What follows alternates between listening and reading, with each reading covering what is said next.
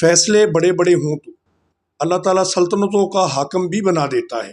जिंदगी में अगर कुछ बनना चाहते हो तो सबसे पहले आपको गुमनाम होना पड़ेगा।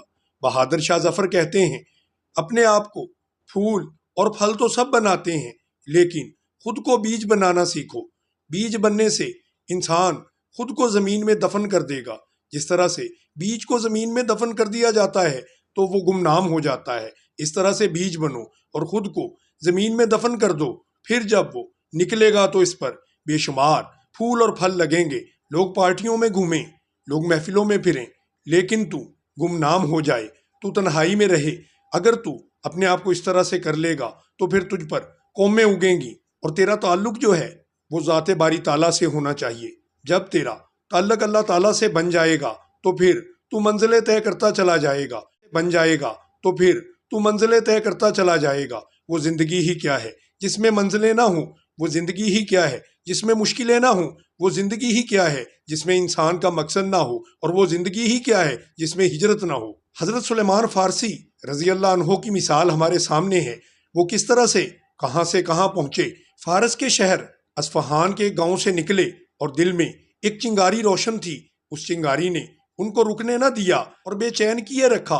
इल्म को पढ़, उस्ताद ढूंढ, खुद को खुद से आशना कर दे, दिले बीना भी कर, खुदा से तलब, आंख का नूर दिल का नूर नहीं, नफ्से अमारा को कुचल दे।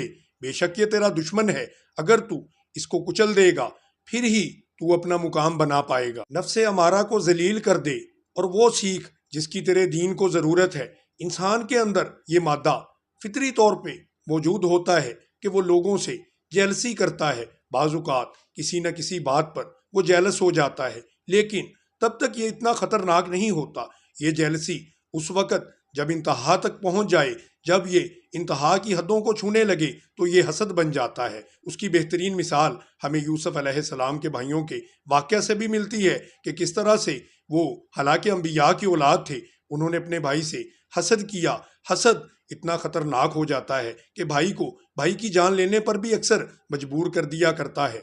जब हसद इतनी खतरनाक चीज है तो ज़ाते बारी ताला ने भी हमें हसद से पनाह मांगने का हुक्म दिया है। हसद करने वाला ये नहीं चाहता कि जो नेमत उसके पास है वो तुम्हारे पास भी हो, बल्कि वो चाहता है कि तुमसे सारी नेमतें छिन जाएं, तू तबाहो बर्बाद हो जाए। ये जेलसी जब इंतहा तक पहुंच जाए तो ये हसद बन जाता है। इन असल में वो दूसरों को तबाहो बर्बाद नहीं कर रहा होता, वो तो अपना आप ही तबाहो बर्बाद कर रहा होता है, क्योंकि हसद नेकियों को इस तरह से खा जाता है जैसे दीमक लकड़ी को खा जाती है। वो ना सिर्फ इंसान के आमाल को खोखला कर देती है, बल्कि इंसान के दिल को भी जंग आलूद बना देता है। इंसान को पता भी नहीं चलता कि हसद की वजह से किस तरह से उसकी शख्सियत तबाह बर्बाद हो गई। मनफी ख्यालात का पैदा हो जाना तो एक कुदरती अमल है, लेकिन इनको हसद के दर्जे पर पहुंचने से पहले ही काबू कर लेना चाहिए। ये बहुत ही ज़रूरी है।